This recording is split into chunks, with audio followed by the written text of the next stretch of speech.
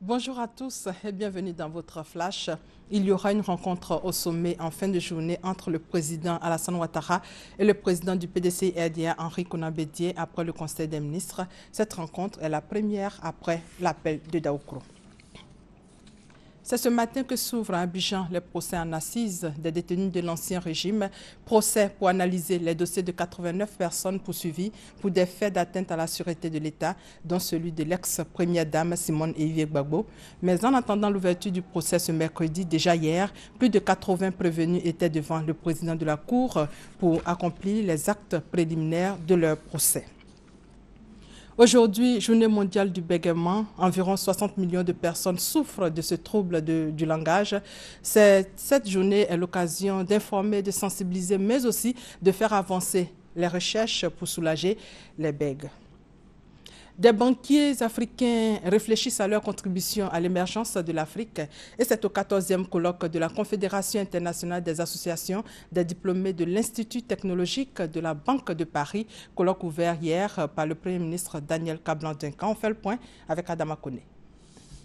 Les banques se disent déterminées à prendre une part significative dans le développement des pays africains.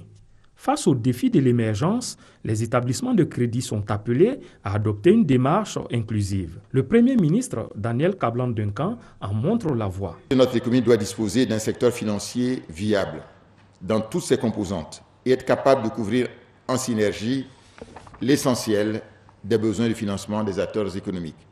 C'est en effet avec prioritairement notre épargne intérieure que nous devons soutenir nos ambitions d'entrée dans le cercle vertueux des économies émergentes. Pendant 3 jours, les banquiers se concentrent sur leur contribution dans la marche des pays africains vers le développement. Les banques sont le trait d'union entre ceux qui ont besoin de faire les agents qui ont des excédents de ressources et ceux qui en ont besoin pour financer donc leurs activités, pour financer donc le développement du pays, y compris bien sûr donc l'État.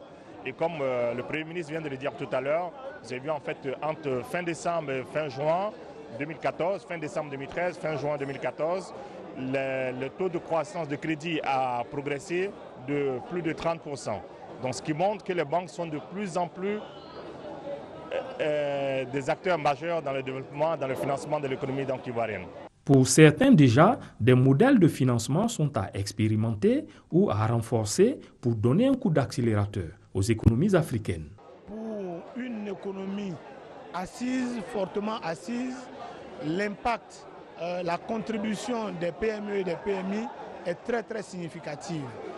C'est cette contribution des banques à financer les PME et les PMI de façon importante sur des projets d'investissement innovants ou structurants qui permettraient à l'économie d'accroître ses potentialités. Le 14e colloque des diplômés de l'Institut technique de Banque de Paris doit aboutir aux actes du colloque d'Abidjan, devant servir de boussole aux participants. Prévu pour être livré en décembre, précisément le 16 décembre, le 3e pont est à sa phase finale. Le début des essais est prévu pour mi-novembre, mais le pont est déjà ouvert aux piétons depuis 3 jours. Et puis les éléphantes de Côte d'Ivoire affrontent les lionnes indomptables du Cameroun aujourd'hui sous le coup de 18 h en demi-finale de la CAN féminine en Namibie. Alors Touré, Clémentine et ses joueuses sont à 90 minutes de jouer une finale. L'ONG Médecins sans frontières, en première ligne dans la lutte contre l'épidémie d'Ebola en Afrique de l'Ouest, s'est félicité mardi de la sortie du 1000e survivant de la maladie de ses centres de traitement. Et sur le même sujet, le célèbre chanteur congolais Kofi Olomide a été arrêté mardi à Kinshasa pour s'être fait passer sur des banderoles « Vieux Ebola », rappelant le virus qui a tué plus de 4500 personnes en Afrique de l'Ouest et 49 en République démocratique du Congo. Et c'est la fin de ce flash. Merci de votre fidélité.